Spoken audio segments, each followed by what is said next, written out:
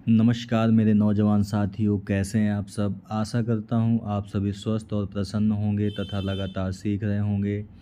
मैं Prem, assistant professor, PSMPG college, geography department Kannauj, आपका स्वागत करता हूं अपने YouTube channel @learn geography with Prem में। दोस्तों, इससे पहले वाले वीडियो में हमने आपसे बात की थी कि पवन के द्वारा किस प्रकार अपर्दन के द्वारा और निक्षेपण के द्वारा स्थलाकृतियों का निर्माण होता है, जिसमें हमने अपर्दन द्वारा निर्मित स्थलाकृतियों और निक्षेपण द्वारा निर्मित स्थलाकृतियों की बात की थी आपको। ठीक है, आज हम बात करेंगे दोस्तों अगले प्रक्रम की, यानी कि अगले प्रोसेसेस की, जिसके माध्यम से स्थलाकृतियों का निर्माण होता है। उसका नाम है हिमानी, यानी बर्फ़ के माध्यम से। ठीक है, तो चलिए शुरू करते हैं आज का lecture. Topography created by glaciers. Glaciers मतलब आपका जो हिमानी हैं, जो हिमनद हैं, उनके माध्यम से किस प्रकार स्थलाकृतियों का निर्माण होता है। ऊंचे पर्वतीय भागों में हिमानियों से निर्मित स्थलाकृतियों यानी टोपोग्राफी क्रिएटेड बाय ग्लेशियर्स का पाया जाना स्वाभाविक बात है। यानी आपको हमेशा ये याद रखना है कि जो बर्फ़ है आपकी, वो दो जगह पाई जाएगी। नंबर एक, ऊंचे जो आपके पर्वतीय भाग हैं वहाँ पर बर्फ़ होगी। दूसरा, आपका जो पृथ्वी है आपकी, उसके जो ध्रुवीय क्षेत्र हैं, उत्तरी ध्रुव हो चाहे दक्षिणी ध्रुव हो, वहाँ पर आपके बर्फ़ का जमाव होगा। ठीक है, क्योंकि बर्फ़ का जमाव तभी हो सकता है जब जो टेम्परेचर है आपका वो 0 डिग्री से नीचे हो, यानी कि माइनस में हो, तभी आपके बर्फ़ का जमाव होगा। और ये स्थितियाँ उच्च पर्वतीय भागों में और महाद्वीपों के पृथ्वी के ध्रुवीय भागों में ही पाई जाती हैं। ठीक है, पर्वतीय भागों में प्राकृतिक बर्फ़ का विशाल बहाव जो स्थल क्षेत्रों पर एक बृहद नदी के समान फैले रहने के साथ साथ निम्न भूमि की ओर मंद गति से प्रवाहित होता है, उसे हिमनद या हिमानी कहते हैं। हिमानी आप ऐसे समझ सकते हैं कि जैसे स्थलीय भागों में नदी प्रवाहित होती है, उसी प्रकार पर्वतीय भागों में ऊंचे वाले क्षेत्रों से नीचे की ओर मंद गति से प्रवाहित होने वाले बर्फ़ को हम हिमनद कहते हैं या हिमानी कहते हैं।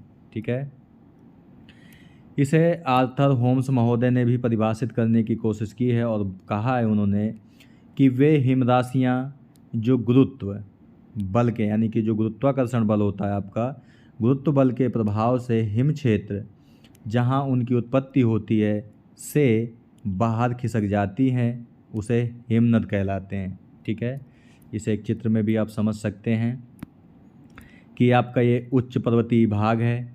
ठीक है, और ये गुरुत्व प्रभाव के कारण, यानी गुरुत्व बल के कारण नदियों के समान मंद गति से उच्च भागों से निम्न भागों की ओर प्रवाहित होते हैं। तो ये आपका चित्र जो दिखाया गया है वो हिमानी का ही दिखाया गया है, या इसे आप हिमनद कह सकते हो। ठीक है, इसके बाद देखते हैं कि हिमनदों की जो प्रवाह गति है। वैसे हमने आपको बताया कि जो हिमनद होते हैं वो मंद गति से प्रवाहित होते हैं। तो जो प्रवाह गति है उनको 4 बातें निर्भर करती हैं, यानी कि 4 बातें प्रभावित करती हैं। वो कौन कौन से हैं कि सूर्य तप के बढ़ने से हिम का पिघलना। ठीक है, और आपको हम यहाँ पे बता दें कि सूर्य तप और हिम के पिघलने में सीधा संबंध होता है। सूर्य तप जितना अधिक होगा यानी प्लस होगा, बर्फ़ भी उतनी ही पिघलेगी यानी प्लस होगी। और सूर्य तप जितना कम होगा यानी माइनस होगा, हिम भी उतनी ही कम पिघलेगी। और जब पिघलेगी कम तो मंद गति से प्रवाहित होगी, और जब ज़्यादा पिघलेगी तो वो अधिक तीव्र गति से प्रवाहित होगी। यानी आप कह सकते हो कि सूर्य तप बढ़ेगा तो हिम भी तेज़ी से पिघलेगी और गति भी उसमें ज़्यादा होगी। ठीक है, इसके बाद अगला है कि अत्यधिक शीतलता से पुनः हिमीभवन, यानी कि जब तापमान नीचे गिरेगा तो जाहिर सी बात है कि शीतलता बढ़ेगी यानी ठंड बढ़ेगी, और जब ठंड बढ़ेगी तो पुनः हिमीभवन यानी कि बर्फ़ का जमाव पुनः होगा, और जब पुनः होगा तो जो गति होगी इसकी वो कम हो जाएगी। ठीक है। यानी कि जैसे जैसे ठंडी बढ़ती है बर्फ़ और अधिक पड़ती है, जिससे इसका जो बहाव होता है वो कम हो जाता है। इसके बाद है हिमपात की मात्रा में वृद्धि से बर्फ़ की परत में विस्तार। हिम अगर किसी क्षेत्र में, यानी हिमपात का मतलब होता है कि बर्फ़ के रूप में वर्षा होना, ठीक है। तो जब बर्फ़ के रूप में वर्षा ज़्यादा होगी तो जाहिर सी बात है कि मान लीजिए बर्फ़ पहले इतने क्षेत्र में थी, तो अगर और यहाँ पे हिमपात होगा तो इसका क्षेत्र और बड़ा हो जाएगा, यानी कि बर्फ़ की परत में लगातार विस्तार होगा आपका, ठीक है। वाष्पीकरण तथा उच्च ताप के कारण हिम संकुचन। आपको ये मान के चलना है, हिम संकुचन का मतलब है कि इसका क्षेत्र कम होता चला जाता है। मान लीजिए कि इतने क्षेत्र में पहले बर्फ़ है, तो यहाँ से अगर वाष्पीकरण ज़्यादा हुआ, और वाष्पीकरण कब ज़्यादा होगा, जब तापमान ज़्यादा होगा, ठीक है। यानी तापमान ज़्यादा हुआ तो वाष्पीकरण ज़्यादा हुआ, और वाष्पीकरण ज़्यादा हुआ तो इस क्षेत्र की जो बर्फ़ है वो पिघल कर उसका वाष्पीकरण हो जाएगा, तो इसका लगातार क्षेत्र कम होता चला जाएगा, ठीक है। तो जाहिर सी बात है कि यहाँ के बर्फ़ का संकुचन होगा। आगे देखते हैं कि हिमनद के प्रकार कितने होते हैं, टाइप्स ऑफ ग्लेशियर्स। तो आयतन और आकृतियों के अनुसार, दोस्तों हमने आपको कई बार बताया है कि जब भी आप किसी चीज़ के प्रकार या वर्गीकरण करते हैं तो उसका आधार आपको बताना पड़ता है। तो यहाँ पे आयतन और आकृति के आधार पर हिमनद निम्नलिखित 3 प्रकार के होते हैं। कौन कौन से? पर्वतपदीय या गिरिपद हिमनद, यानी पीडमांट ग्लेशियर, महाद्वीपीय हिमनद यानी कॉन्टिनेंटल ग्लेशियर, और घाटी हिमनद यानी कि वैली ग्लेशियर। अब देखते हैं पर्वतपदीय हिमनद का मतलब क्या होता है। ये हिमनद ऊंचे पर्वतीय क्षेत्रों से उतरकर गिरिपाद क्षेत्रों में फैले होते हैं। गिरिपाद का मतलब होता है कि जैसे ये पर्वत है दोस्तों आपका, तो पर्वत का निचला वाला क्षेत्र ये आपका गिरिपाद होता है, ठीक है। तो ये फैले होते हैं इन क्षेत्रों में, इनका विस्तार बहुत अधिक होता है। ऐसे हिमनद निचले प्रदेशों में बनते हैं और 2 या अधिक हिमनदियाँ मिलकर एक विस्तृत रूप ले लेती हैं, जैसे अलास्का का मेला स्पिना, आयरलैंड का बेतना जोकुल, अंटार्कटिका में दक्षिणी विक्टोरिया वाटर पॉइंट और विल्सन पॉइंट हिमनद इसी वर्ग के हैं, ठीक है। इसके बाद है महाद्वीपीय हिमनद। ये अत्यधिक विशाल आकार के होते हैं, इनका विस्तार महाद्वीपों में होता है, ठीक है। उनका क्या था, पर्वत के निचले भाग में, और इनका महाद्वीपों पर। ये ध्रुवीय क्षेत्रों और आर्कटिक में अधिक मिलते हैं। जो हिमानी आपका महापदीय हिमनद हैं वो ध्रुवीय क्षेत्रों में और आर्कटिक क्षेत्रों में अधिक मिलते हैं। ऐसे भागों में जलवायु अत्यंत शीतल होती है तथा जिसके बहुत लंबे लंबे चौड़े क्षेत्रों पर हिम संचयन होता रहता है, जैसे अंटार्कटिका और ग्रीनलैंड के हिमनद मुख्य रूप से महाद्वीपीय हिमनद के ही उदाहरण हैं। इसके बाद है घाटी हिमनद। ऐसे हिमनद नदी की पुरानी घाटियों में बहते हैं। नदी की पुरानी घाटी का मतलब, जैसे मान लीजिए कि ये घाटी है, यहाँ से नदी प्रवाहित हो रही है, ठीक है, लेकिन जलवायु परिवर्तन की वजह से या विभिन्न कारणों से यहाँ पर बर्फ़ का जमाव हो गया, ठीक है, तो ये पुरानी घाटियों में प्रवाहित होते हैं। इन्हें पर्वतीय हिमनद भी कहते हैं। पर्वतीय हिमनद या अल्पाइन हिमनद भी कहते हैं। देखो, पर्वतीय हिमनद अलग है और पर्वतपदीय हिमनद अलग है, दोनों आपको डिफरेंस याद रखना है। पर्वतीय भागों में हिम संचयन की बढ़ती हुई मात्रा के कारण बाहर की ओर फैलती हुई हिमजिह्वा की नीचे की ओर बहने लगती है, इसे हम घाटी हिमनद कहते हैं, ठीक है दोस्तों। इस चित्र के माध्यम से भी आप देख पा रहे होंगे हिमनदों को। पहला आपका गिरिपाद हिमनद यानी कि पीडमांट, ये पर्वत के निचले भाग में आप देख पा रहे होंगे, तो ये आपका पीडमांट हिमनद है। इसके बाद है सर्क्यू ग्लेशियर। सर्क ग्लेशियर, सर्क दोस्तों एक स्थलाकृति है एक प्रकार की, उसको हम अभी आगे डिफाइन करेंगे। ये आपका वैली ग्लेशियर है, यानी कि आप देख पा रहे होंगे ये एक आप घाटी है और इसी घाटी में ये प्रवाहित हो रहा है, तो ये आपका वैली ग्लेशियर है। ठीक है।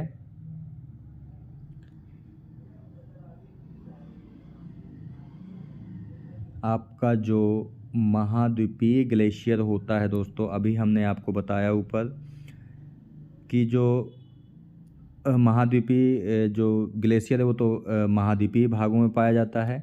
घाटी हिमनद को पर्वतीय हिमनद या अल्पाइन हिमनद भी कहते हैं, जैसा कि यहाँ पर इसे कहा गया है। ठीक है। इसके बाद दोस्तों ये आपका चित्र है, इसमें आपको दिखाया गया है कॉन्टिनेंटल यानी कि महाद्वीपीय हिमनद को। ये आपका पूरा महाद्वीप है और इसी महाद्वीप में जब ये हिमनद पाया जाता है तो इसे कॉन्टिनेंटल आइस शीट कहते हैं। ठीक है, जैसे ग्रीनलैंड और अंटार्कटिका। इसके बाद हम देख लेते हैं हिमनद के कार्य। कोई भी प्रक्रम है दोस्तों जो आपका वो जो कार्य करता है वो अपरदन कार्य करता है, परिवहन कार्य करता है और निक्षेपण कार्य करता है, यानी कि 3 प्रकार के ही कार्य करता है: अपरदन, परिवहन और निक्षेपण। हिमनद अपरदन कार्य के दौरान उत्पाटन यानी प्लंकिंग, अपघर्षण यानी एब्रेशन, प्रसारण यानी कि स्वीपिंग। ठीक है, अपघर्षण हम आपको बता चुके हैं, पहले भी कई वीडियो में बताया आपको कि जो अपरदन कारक के साथ बहने वाले कंकड़ पत्थर होते हैं वो नीचे वाले चट्टान को खुरचते हुए चलते हैं, उसे अपघर्षण कहते हैं। लेकिन यहाँ पे आपका उत्पाटन शब्द है यानी प्लंकिंग। प्लंकिंग का मतलब होता है कि जब हिमानी किसी क्षेत्र से बहता है तो नीचे वाली जो चट्टान है उसके टुकड़ों को अपने दाब के द्वारा आगे की ओर खिसकाता है, तो हम उसे प्लंकिंग कहते हैं। ठीक है। और इसके बाद है प्रसारण। प्रसारण का मतलब है कि हिमनद का ही प्रसार होता चला जाता है, यानी कि स्वीपिंग होती चली जाती है, जब झाड़ते हुए आगे लेकर जाता है वो। ठीक है। इसके बाद है हिमानी अपरदन से निर्मित स्थल रूप, यानी किन स्थलाकृतियों का निर्माण होता है। Erosional topography created by glaciers, यानी अपरदन के द्वारा किस प्रकार की स्थलाकृतियों का निर्माण होता है उसे भी हम देख लेते हैं यहाँ पे।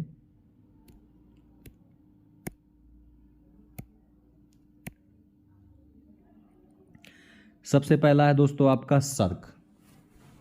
ठीक है।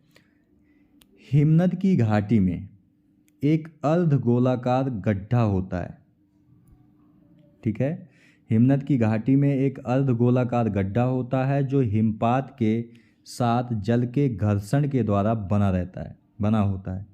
देखने में ये बिल्कुल आराम कुर्सी के समान प्रतीत होता है। सर्क के कारण हिमनद का ढाल तीव्र हो जाता है तथा घाटी में भी फैल जाता है। अभी हम एक सर्क का चित्र भी देखेंगे। ठीक है। इसमें जो सर्क होता है दोस्तों उसके 3 मेजर पार्ट्स होते हैं। एक शीर्ष दीवार होती है, एक बेसिन होती है और एक चौकटा होता है। हिम शिखर यानी कि जो सर्क हैं उन्हें फ्रांस में तो सर्क कहते हैं, कारपेथियन में जानोगा, पेरेनीज में ओल, नॉर्वे में बोटन और वेल्स में स्विम, जर्मनी में कॉरेन तथा स्कॉटलैंड में कोरी के नाम से जाना जाता है। ठीक है। इसके दोस्तों उपनाम काफ़ी बार पूछे गए हैं, तो इसे आपको याद रखना है कि स्कॉटलैंड में कोरी, जर्मनी में कॉरेन, स्विम आपका वेल्स में कहते हैं, फ्रांस में क्या कहते हैं, ये सब चीज़ें आपको याद रखनी है। ठीक है। यहाँ पर दोस्तों एक चित्र दिखाया गया है सर्क का। ये पूरी की पूरी दोस्तों हिमनद की घाटी है। ठीक है। और हिमनद के ऊपरी भाग में ये अर्धगोलाकार एक गड्ढा है, इसी का नाम सर्क है। ठीक है। और ये आप देख पा रहे होंगे ये आराम कुर्सी की भांति प्रतीत होता है। ठीक है। तो इसे ही हम क्या कहते हैं, सर्क कहते हैं। तो ये चीज़ आपको याद रखनी है। इसके बाद अगली स्थलाकृति है जिसका नाम है टॉर्न। सर्क के जो निचले भाग में अत्यधिक कटाव के कारण बड़े बड़े गड्ढे बन जाते हैं। किसके निचले भाग में? सर्क के निचले भाग में। इन गड्ढों में जल भर जाता है। घाटी हिमनद द्वारा निर्मित ये छोटे आकार की झील अथवा ताल टार्न या गिरिताल कहलाती है। ठीक है। यानी कि सर्क का जो निचला भाग है उसमें अत्यधिक कटाव के कारण गड्ढा बन जाता है, उसमें जब झील भर जाती है तो वही आपका टॉर्न और गिरिताल कहलाती है। उदाहरण के लिए ब्रिटेन के इंग्लिश झील प्रदेश की रेड टॉर्न या ब्लीवेरी टॉर्न प्रमुख है। और जब ये गड्ढे दैत्य सोपानों के पास या बर्फ़ गिरने से बनते हैं तो इन्हें पीटर नॉस्टर झील भी कहते हैं। ठीक है, तो ये भी आपको याद रखना है। इस चित्र के माध्यम से आप दोस्तों देख पाएंगे कि टॉर्न आपका क्या होता है। टॉर्न आप समझ सकते हैं कि एक प्रकार की झील होती है। जैसा कि हमने बताया कि जो हिमनद की घाटी होती है उसके ऊपरी भाग में एक गड्ढा होता है, तो ये आपका गड्ढा है। इसे आप सर्क कहते हो। ठीक है, सर्क का जो निचला भाग है, सर्क का जो निचला भाग है ये वाला पार्ट, ठीक है, तो ये अत्यधिक कटाव के कारण यहाँ पर गड्ढे बन जाते हैं। इन्हीं गड्ढों में जब पानी भर जाता है तो उसे हम क्या कहते हैं, टॉर्न कहते हैं। तो ये आपको याद रखना है। और जैसे हमने बताया कि जो सर्क होता है उसके कुछ पार्ट होते हैं, तो हेड वॉल आपकी ये होती है, यानी कि शीर्ष दीवार, और ये तो पूरी पूरी बेसिन हो गई आपकी। ठीक है, तो ये भी आपको याद रखना है। इसके बाद अगली स्थलाकृति है जिसका नाम है ग्रीष्रंग या हॉर्न। वो देखो टॉर्न था, ये हॉर्न है। किसी पहाड़ी के चारों तरफ कई सर्क बन जाते हैं। किसके चारों तरफ? पहाड़ी के चारों तरफ। सर्क बनने से पहाड़ी किसी पिरामिड की तरह दिखाई देने लगती है। पिरामिड आपका दोस्तों कैसा होता है? कुछ इस प्रकार का पिरामिड होता है। ठीक है, तो एक पहाड़ी के चारों ओर जब सर्क बन जाते हैं तो वो पहाड़ी कैसी दिखाई देती है? पिरामिड के समान। तो उसे ही हम क्या कहते हैं? ग्रीष्रंग या हॉर्न कहते हैं। विश्व के विभिन्न भागों में इस प्रकार के उदाहरण आपको देखने को मिलते हैं। आल्प से क्षेत्र के पैटर्न हॉर्न और वेटर्न हॉर्न इसका प्रमुख उदाहरण है। तो ये आपको याद रखना है कि पैटर्न हॉर्न और वेटर्न हॉर्न कहाँ पर हैं, तो वो आल्प्स क्षेत्र में है। ठीक है, आल्प्स जो क्षेत्र है दोस्तों वो भूमध्य सागर के उत्तर वाले पार्ट में जो पर्वत मिलते हैं आपको, वो आल्प्स क्षेत्र के ही पर्वत हैं। यहाँ पे भी देख पा रहे होंगे, ये हॉर्न का एक उदाहरण है। ये आपकी एक पहाड़ी है। ठीक है, पहाड़ी के चारों ओर आपके सर्क बने हुए हैं। सर्क क्या होता है? एक गड्ढा होता है। ठीक है, और ये पिरामिड की तरह आकृति है, तो इसी को हम हॉर्न या ग्रीष्रंग के नाम से जानते हैं। इसके बाद है अरेत या तीक्ष्ण कटक। जब किसी हिमानी चोटी के दोनों तरफ से हिमनद प्रवाहित होते हैं, मान लीजिए कि ये चोटी है आपकी, यहाँ से दोनों तरफ हिमनद प्रवाहित होते हैं, एक इस दिशा में एक इस दिशा में। ठीक है, तो यह एक पतली दीवार की तरह हो जाती है। यह रचना कंघी नुमा दिखाई देती है। कंघी नुमा आपकी कैसी? कंघी आपकी ऐसी होती है, कंघी नुमा दिखाई देती है। इसे ही हम अरेत या तीक्ष्ण कटक के नाम से जानते हैं। इसके बाद है श्रृंगपुच्छ या क्रैग एंड टेल। ये क्या होती है? हिम चादरों के विस्तार वाले प्रदेश में विभिन्न प्रकार के टीले होते हैं। ठीक है, जहाँ पर हिम क्षेत्र बहुत व्यापक होता है वहाँ पर टीले होते हैं। किसी आगे की ओर को बढ़ती हुई हिम चादर के मार्ग में कई टीले अवस्थित होते हैं। मान लीजिए हिम चादर ऐसे बढ़ रही है तो उसके मार्ग में कई टीले अवस्थित होते हैं। तब वह अपनी दिशा में स्थित अधिक कोमल शैलों को अपरदित होने से बचा देता है, जिससे वहाँ एक निम्न ढाल की आकृति बन जाती है। इसे ही हम श्रृंग यानी क्रैग और मंद ढाल वाले अवशिष्ट शैल को पुच्छ यानी कि टेल कहते हैं। स्कॉटलैंड में क्लेक मैनन क्षेत्र श्रृंगपुच्छ का प्रमुख उदाहरण है। ठीक है, इस चित्र में भी आप देख सकते हैं कि जो हिमनद का प्रवाह की दिशा है वो दोस्तों ये है। ठीक है, ये आपका एक टीला है। ठीक है, टीले का जो यानी कि हिमनद के प्रवाह की दिशा के जो पहले पड़ता है वो आपका क्रैग होता है, श्रृंग होता है, और ये जो मंद ढाल वाला क्षेत्र है ये आपका टेल होता है। ठीक है, तो इसी को हम कहते हैं श्रृंगपुच्छ। इसके बाद अगली स्थलाकृति है जिसका नाम है रॉस मुटाने व भेड़ पीठ शैल। ये क्या होती है? जब ऊबड़ खाबड़ तथा अनियमित उच्चावचन वाले प्रदेश से हिमनद बहता है, यानी एक ऐसा क्षेत्र है जो बहुत ऊबड़ खाबड़ है या अनियमित उच्चावच वाला। अनियमित उच्चावच वाला मतलब कहीं ऊंचाई है, कहीं पे गहराई है। ठीक है, तो जब बहता है तो ऊंचे उठे हुए सैलों को वह काट छांट तथा घिस कर छोटे व चिकने बना देता है। जाहिर सी बात है, मान लीजिए कोई क्षेत्र है, यहाँ पर कोई ऊंचा उठा भाग है, कोई धंसा हुआ भाग है जो ऊंचा है और धंसा है, ऊंचा है धंसा है, तो ऊंचे वाले क्षेत्र को जो अपर्दित कर देगा और छोटे छोटे चिकने बना देगा उसे। इस प्रकार की अपर्दित भू आकृतियों को गोल पीठ के कारण ही भेड़ पीठ शैल यानी सीप रॉक्स कहते हैं। आल्प्स और हिमालय तथा रॉकीज क्षेत्रों में रासमुटाने आकृतियाँ अधिक मिलती हैं। ठीक है, हिमालय आपको पता है भारत में है, रॉकी आपका अमेरिका में है, ये भी आपको याद रखना है। इस चित्र में भी आप देख सकते हैं जो रासमुटाने हैं, ये भेड़ की पीठ के समान दिखाई देती है। ठीक है, ये आपका हिमनद प्रवाहित हो रहा है। इसमें क्या है दोस्तों कि जिस साइड से हिमनद चढ़ रहा है वो भाग तो कोमल है, जैसे शंखपुच्छ में क्या था, जिस भाग से वो चढ़ रहा था वो भाग क्या था, खुरदरा था, लेकिन इसमें उल्टा है, जिस भाग से चढ़ रहा है उस भाग कोमल है और जहाँ पे वो उतर रहा है वो भाग ऊबड़ खाबड़ है। ठीक है, तो ये होता है आपका रासमुटाने यानी कि भेड़ पीठ शैल। इसके बाद अगली स्थलाकृति है दोस्तों नूनाटक। नूनाटक क्या होता है, यह वृहद हिम क्षेत्रों में ऊंचे उठे हुए टीले हैं जो कि चारों तरफ से हिम चादरों से घिरे होते हैं, ढके होते हैं, और चोटी का हिस्सा हिम रहित होता है। ठीक है, उसे हम नूनाटक कहते हैं। यानी ये हिम क्षेत्रों में ऊंचे उठे टीले होते हैं, चारों तरफ हिम चादरों से घिरे होते हैं, और उसका जो चोटी होती है वो हिम रहित होती है, उसे नूनाटक कहते हैं। इस चित्र में आप देख पा रहे होंगे कि चारों तरफ आपकी हिम फैली हुई है। ठीक है, हिम के बीच में ये आपका टीला है, टीले की जो चोटी है दोस्तों ये क्या है, हिम से रहित है। इसी टीलों को हम क्या कहते हैं, नूनाटक कहते हैं। ठीक है, इसके बाद सबसे प्रमुख आकृति है जो अपरदन से निर्मित होती है हिम द्वारा, वो यू आकार की घाटी है। जैसे आपका वी आकार की घाटी वैसे ही आपका यू आकार की घाटी, लेकिन वी आकार की घाटी का निर्माण नदियों से होता है, जबकि यू आकार की घाटी का निर्माण हिमनद से होता है। नदी घाटियों में हिम के अनवरत घिसाव व कटाव से घाटियाँ चौड़ी हो जाती हैं।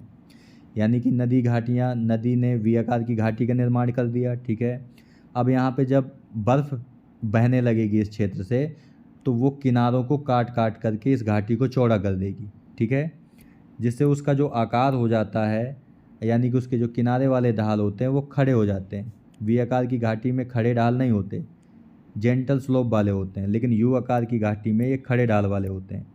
इन्हें ही हम यू आकार की घाटी कहते हैं।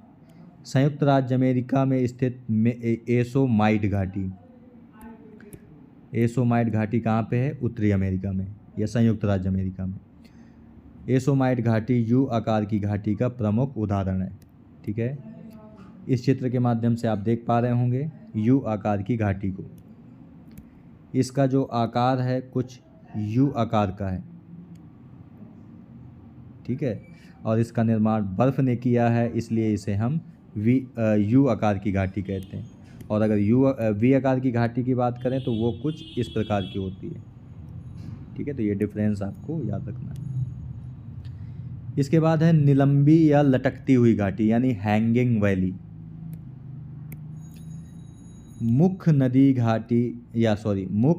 हिमनद की घाटी का तल सहायक हिमनदों की घाटियों के तल से अधिक नीचा हो जाने से सहायक हिमनद की घाटी को लटकती हुई जो सहायक घाटी होती है हिमनद की घाटी, वो लटकती हुई सी प्रतीत होती है। ऐसी घाटी को हम लटकती या निलंबी घाटी कहते हैं। स्विट्जरलैंड का लाटरबुर्न और कैलिफोर्निया का सेरा निवादा पर्वत की एसोमाइट घाटी प्रमुख ऐसी ही घाटियों के उदाहरण हैं। ठीक है, इस चित्र में भी देख पा रहे होंगे दोस्तों आपका कि ये जो घाटी है आपकी, ये मुख्य हिमनद की घाटी है। ठीक है, लेकिन ये जो घाटियाँ आपको दिखाई दे रही हैं सहायक हिमनदों की घाटियाँ हैं जो लटकती हुई सी प्रतीत हो रही हैं मुख्य घाटी में, इसीलिए इसे कहा गया है हैंगिंग वैली। ये हैंगिंग वैली है। ठीक है, इसके बाद है दोस्तों फियोर्ड तट। फियोर्ड ये भी हिमनद के अपरदन द्वारा ही निर्मित स्थलाकृति है। हिमनद की घाटी का तल समुद्र तल से अधिक नीचे स्थित होने पर तथा वहाँ की बर्फ़ पिघलने से समुद्र का जल इस घाटी में प्रवेश कर जाता है और एक सक्रिय एस्चुअरी बन जाती है, जिसे हम फियोर्ड कहते हैं। ठीक है, तो आपको इसमें दो बातें याद रखनी हैं कि ये हिमनद से निर्मित घाटी होती है जिसमें जो महासागरों का जल है वो प्रवेश कर जाता है। ठीक है, तो ऐसी सक्रिय घाटी को ही हम फियोर्ड कहते हैं। विद्वानों के अनुसार सागर तल से ऊपर निर्मित हुई गहरी हिमनदीय घाटियों के सागर जल में निमज्जन यानी कि डूब जाने से फियोर्ड बनते हैं। Norway, Greenland, Labrador, Alaska, Chile तथा न्यूजीलैंड के फियोर्ड इसमें प्रमुख हैं। ठीक है, इस चित्र में भी आप देख पा रहे होंगे कि ये हिमनद के द्वारा निर्मित घाटी है। ठीक है, हिमनद आपको पता है कि उच्च भागों में पाए जाते हैं, लेकिन जब कभी इनमें महासागरों का जल प्रवेश कर जाता है, यानी कि ये जब घाटियाँ सागर तल तक पहुंच जाती हैं या नीचे हो जाती हैं, या कह सकते हो सागर का तल ऊपर हो जाता है, तो उसमें प्रवेश कर जाता है, जिसे आप फियोर्ड कहते हो। इसके उदाहरण आपके नॉर्वे, फिनलैंड, न्यूजीलैंड आदि क्षेत्र में देखने को भी मिलते हैं। इसके बाद है हिमनदीय सोपान।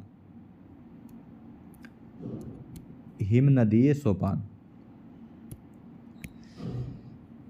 हिमनद घाटियों में कठोर और मुलायम शैलों के कारण उनके तलों में सीढ़ियों के आकार की बहुत बड़ी बड़ी स्थलाकृतियाँ बन जाती हैं, जिन्हें हम हिमनदीय सोपान कहते हैं। ठीक है, जैसे आपकी ये हिमनदीय घाटी है, इसके किनारे वाले पार्ट में सीढ़ी नुमा जो स्थलाकृति बनती है उसे ही हम हिमनदीय सोपान कहते हैं। इसके बाद है झीलमाला। किसी हिमनदीय घाटी में बनी झीलों की एक श्रृंखला, यानी कोई हिमनदीय घाटी है उसमें झीलों की एक श्रृंखला सी बन जाती है जो प्रतिरोधी शैलों के द्वारा हिमोड़ीय निक्षेपों के द्वारा पृथक होती है, इसे ही हम झीलमाला कहते हैं। ठीक है, इसे पैटरनॉस्टर लेक्स भी कहते हैं। यहाँ पे आप देख सकते हो ये कि पूरी की पूरी ये हिमनदीय घाटी है। ठीक है, और यहाँ पर झीलों की एक श्रृंखला बनी हुई है, जिसे हम क्या कहते हैं, पैटरनॉस्टर झील कहते हैं। इसके बाद दोस्तों अब आगे है हिमानी निक्षेप से निर्मित स्थलाकृतियाँ, लेकिन हम आज की वीडियो में आपसे यहीं तक बात करेंगे। ठीक है, आज हमने आपसे बात की प्रमुख रूप से कि हिमानी क्या होता है, यानी कि हिमनदी क्या होती है। इसके बाद हिमनदों को की प्रवाह गति को प्रभावित करने वाले कारक, हिमनद के प्रकार जिसमें पर्वतीय हिमनद, गिरिपाद हिमनद, महाद्वीपीय हिमनद और घाटी हिमनद। ठीक है, इसके साथ साथ हमने देखा हिमनद के कार्य कौन से थे, तो अपरदन, परिवहन और निक्षेपण का कार्य। अपरदन का कार्य वो उत्पाटन यानी प्लंकिंग के द्वारा, अपघर्षण के द्वारा और प्रसारण के द्वारा करते हैं। इसके बाद हमने देखा हिमानी अपरदन से निर्मित स्थल रूप, जिसमें सर्क, टॉर्न, गिरिशृंग या हॉर्न, अरेत व तीक्ष्ण कटक, शंखपुच्छ, रॉसमुटाने व भेड़पीठ शैल, नूनाटक, युवाकार की घाटी, निलंबी या लटकती घाटियाँ, हैंगिंग वैली, फियोर्ड, हिमनदीय सोपान और झीलमाला प्रमुख हैं। ठीक है दोस्तों, तो दोस्तों आज की वीडियो में यहीं तक। मिलते हैं आपसे हिमनदी द्वारा निर्मित स्थलाकृतियों के पार्ट 2 में। ये पार्ट 1 है आपका, तो मिलते हैं इसी के अगली श्रृंखला यानी पार्ट 2 में। ठीक है दोस्तों, तब तक के लिए नमस्कार। आप प्रसन्न रहिए, खुश रहिए, मुस्कुराते रहिए और लगातार सीखते रहिए, कभी अपने लिए तो कभी अपनों के लिए। धन्यवाद। जय हिंद दोस्तों।